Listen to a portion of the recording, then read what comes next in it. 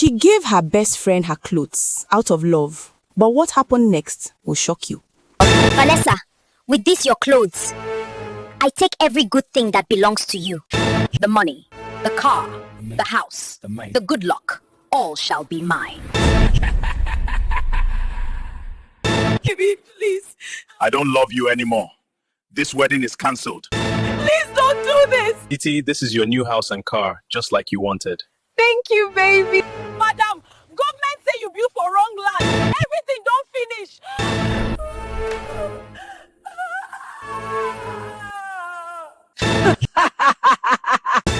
Stupid girl. You think you are the only one that knows how to enjoy life. You will remain here forever. I don't know what I would have done without you. Thank you for being my best friend. The Evil Best Friend, Season 3. Before we start this interesting story of greed and betrayal, please like this video and subscribe if you always want to get notified when I drop new stories. Titi lay on the cold marble of the driveway, her legs feeling like two heavy logs of wood. She crawled toward her boyfriend's feet, weeping and clutching his trousers. Baby, don't believe them. They are jealous. Vanessa is trying to take back what I worked for. But her boyfriend, Chief Mark, looked at her with pure ice in his eyes. He had just received a WhatsApp message from a contact at the village police station, a photo of the autopsy report. The marks on her mother's neck were not from a fall, they were from human fingers. Get your hands off me, he growled. The police are on their way here. And don't worry about the mansion. The papers I gave you were just copies. The original is still in my name. I don't move with murderers. As the police siren wailed in the distance, Titi realized the spiritualist's warning was coming true.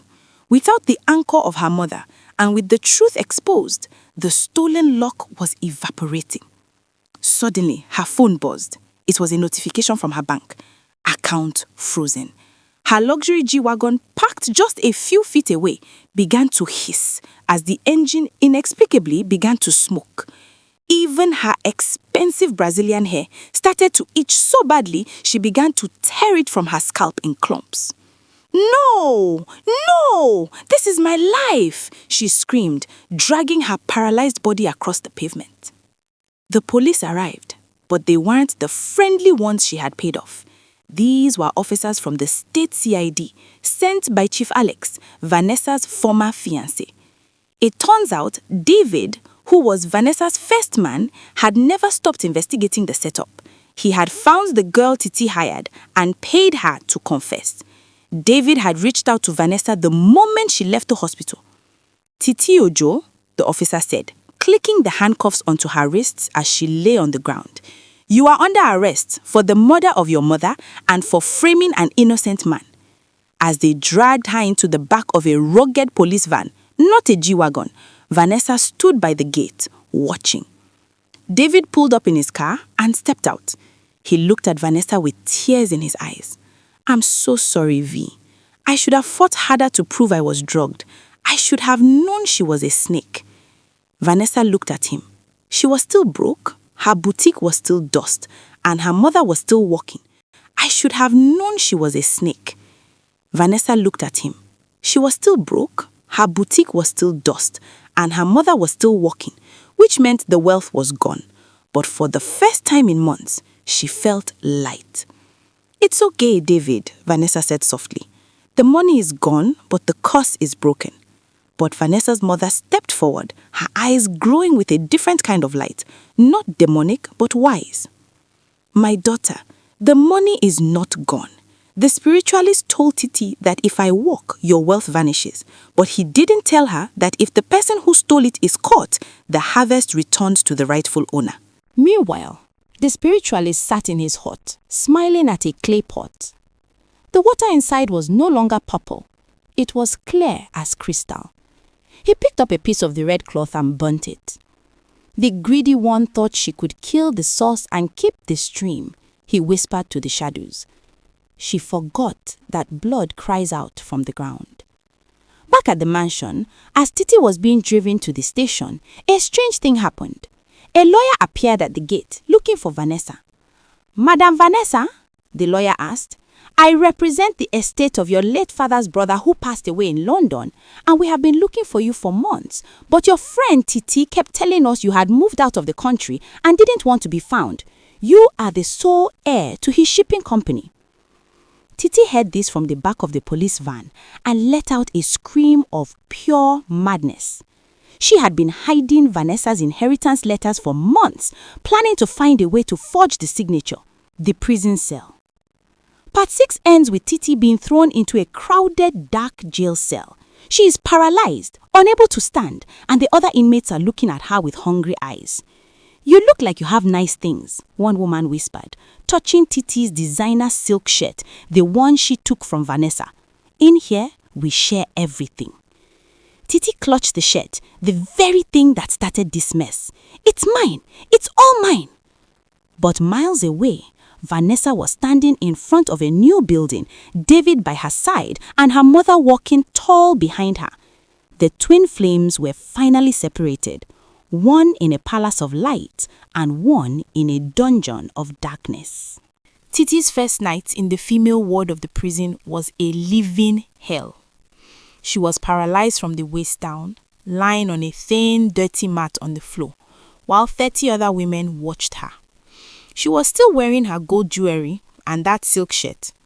But in this room, those things were like blood in the water for sharks. You, a large woman with a scarred face, growled, stepping over Titi.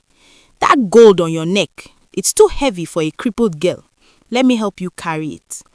No, my boyfriend is a billionaire. He will come for me. Titi shrieked, but her voice was weak. The women laughed. Your boyfriend is probably with a new girl by now. In here, your money is paper. Your beauty is nothing. They stripped the jewelry from her skin, leaving red marks. Titi cried out for her mother, but then she remembered. She had choked the life out of the only person who would have ever truly fought for her. As the light in the prison went out, the air turned freezing. The other inmates fell asleep, but Titi's eyes stayed wide. She heard a sound, the familiar thump, drag of someone walking with crutches. She looked toward the iron bars of the cell. Standing there was the demonic figure of her mother, but this time she wasn't alone. Standing next to her mother was the ghost of the little boy Titi had hit on the road. The boy was holding a tray of mangoes, but instead of fruit, the tray was filled with the designer clothes Titi had stolen from Vanessa. The ghost of her mother leaned against the bars, her red eyes glowing. Titi, the ghost whispered, a sound like dry bones rubbing together. You wanted to be at the top, now you are at the bottom. Do you like your new mansion? Titi tried to scream, but no sound came out. She was trapped in a body that wouldn't move, in a cell she couldn't leave, haunted by the blood on her hands. While Titi was rotting in the darkness, Vanessa's life was exploding into light. The inheritance from her uncle in London was massive. It wasn't just money, it was a global shipping empire. David was by her side every step of the way. He helped her rebuild her boutique, but this time it wasn't just a shop, it was a fashion house that employed hundreds of women. Vanessa didn't hate her past anymore. She used it. She started a foundation for paralyzed mothers, honoring the sacrifice her own mother had made. V, David said one evening as they watched the sunset from her new penthouse. The police called. Titi's lawyer has run away with the last of her money. She is completely alone. She's asking to see you. Vanessa's mother, who was walking perfectly now, shook her head. Don't go, my daughter. A snake does not stop being a snake because it is in a cage. I have to go, Mama, Vanessa said quietly. Not for her, for me. Vanessa arrived at the prison 2 days later. She was dressed in a simple, elegant white suit. When Titi was wheeled into the visiting room, Vanessa almost didn't recognize her. Her hair was gone, her skin was dull, and her eyes were full of a frantic, wild madness. Vanessa! Titi screamed, lunging forward in her wheelchair. V, please, you have to get me out. Tell them it was an accident. Tell them you forgive me. The ghosts, they won't leave me alone, V. Vanessa, please, help me. We are best friends now. Take me from here, please. Vanessa looked at her former best friend. She didn't feel anger. She didn't feel joy. She felt pity. Titi, Vanessa said softly, I didn't put you here. Your own hands put you here. Titi, you bring this upon yourself. This now your karma. You killed your mother because you were afraid of being poor. But look at you now. You are poorer than you ever were in the village. I can't change. I'll give you everything back, Titi wailed. You can't give me back the years of friendship you burned. You can't give me back your mother's life. I came here to tell you that I forgive you, but I am leaving you here. This is the harvest of the seeds you sowed. As Vanessa turned to walk away, Titi let out a demonic laugh. You think you've won? You think David loves you? I still have the recording, Vanessa. I have the recording of the night I drugged him. I have something that will destroy your happiness. Vanessa stopped. She didn't turn around. Keep it, Titi. In here, a recording is just noise. To me, it's just another piece of old clothes I'm done wearing. Vanessa walked out into the sunlight where David was waiting. But as the prison gates shut, one of the female guards who had been listening leaned over to Titi. You have a recording of a billionaire, the guard whispered, a greedy look in her eye. How about you give it to me, and I'll make sure the other girls don't beat you tonight. Titi looked at the guard. She realized that even in prison, the cycle of greed and betrayal was starting all over again. She had become the old clothes that everyone was ready to tear apart. Titi is trapped in a new game of survival in prison, and Vanessa is finally free. Titi's eyes beamed with a dying spark of hope as she looked at the prison guard. She thought she had found a new partner in crime. Yes, Titi whispered, leaning closer.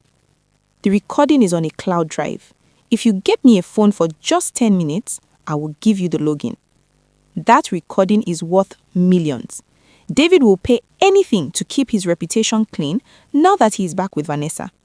The guard, a woman named Officer Grace, nodded slowly.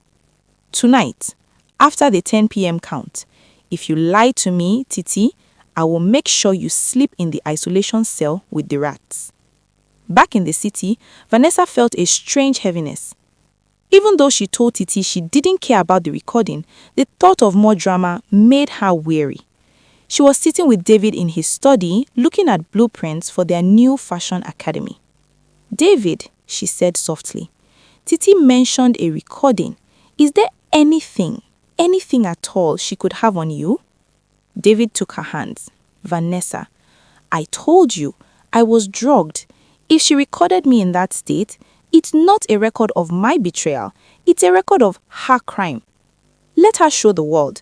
I am tired of running from a shadow. But Vanessa's mother, who was sitting nearby knitting, looked up. A wounded snake uses its last venom to bite the heel. Don't underestimate a woman who has nothing left to lose. At 11 p.m., the heavy iron door of Titi's cell creaked open. Officer Grace slipped inside and handed Titi a cheap, cracked smartphone. 10 minutes, Officer Grace hissed. Titi's fingers, trembling and pale, began to type. She didn't go to a cloud drive. She went to her social media page, the one with thousands of followers who used to admire her fake rich life. If I can't have the life, nobody will, Titi muttered. She wasn't trying to blackmail David. She was going for total destruction. She began to upload a video, not of David, but a video she had secretly recorded of Vanessa's mother at the spiritualist hut months ago. She had captured the old woman talking about the sacrifice of her legs. Titi's plan was wicked. She wanted the world to see Vanessa's family as ritualistic. She wanted the public to believe that Vanessa's wealth was built on dark magic, not hard work or inheritance. Almost done, Titi whispered, as the upload bar reached 99%. Suddenly, the phone in Titi's hand turned scorching hot. The screen began to bleed a deep, bruised purple, the same color as the water in the spiritualist pot. The image of Vanessa's mother on the screen changed. The face began to melt and transform into the red-eyed ghost of Titi's own mother. You still want to sell the truth for a lie? The voice didn't come from the phone. It came from inside Titi's head. The phone exploded in a shower of sparks. Titi screamed as the fire singed her hands. Officer Grace panicked, grabbing the phone and throwing it into a bucket of water. "You fool! You almost set the world on fire!" Officer Grace slapped Titi across the face. "No more deals. You have nothing." The next morning, news broke, but not the news Titi wanted. Instead of a video of Vanessa's mother, a different video had gone viral. It was a video Titi had accidentally uploaded during the glitch. It was a voice note Titi had recorded of herself months ago, laughing about how she was going to cripple her own mother to take Vanessa's place. The public was horrified. The designer girl Titi Ojo wasn't just a murderer, she was a monster. Any small sympathy people felt for her was gone. Vanessa and David sat in a cafe watching the news. People were cheering for Vanessa's strength and condemning Titi's evil. "It's over," David said, turning off the TV. "The world knows who she is." Vanessa looked out the window and she saw a young girl hawking mangoes on the street. She stopped the car, went out and bought the entire tray. She gave the girl a card for her foundation. "The harvest is finally peaceful," Vanessa whispered. In the prison, Titi was moved to the permanent isolation ward. She sat in her wheelchair staring at the blank wall. She had no phone, no clothes, no friend, and no mother. She began to hum a song they used to sing as children in the village. But as she hummed, she heard a second voice joining her from the corner of the dark cell. Thump, drag, thump, drag. Titi looked up. The ghost was no longer just watching. The ghost was sitting right next to her, wrapping a cold, invisible arm around her neck. "I'm here, my daughter. We have a long, long time to be together." Titi's scream was silenced by the heavy stone walls. Vanessa and David are planning their wedding, a real one this time. Titi is lost in a world of shadows she created herself. Vanessa's journey from being a victim of betrayal to standing tall in her own light shows that integrity and a clean heart will always outlast stolen wealth. On the other hand, Titi's fate serves as a chilling reminder that jealousy is a cage, and when you try to pull someone else down, you usually end up burying yourself. The final moral of the story is, never envy a person's glory if you do not know the story behind their sacrifice. Stolen shoes will never take you as far as your own feet. Thanks for watching this interesting series. See you on our next story to come. Subscribe so you don't miss it.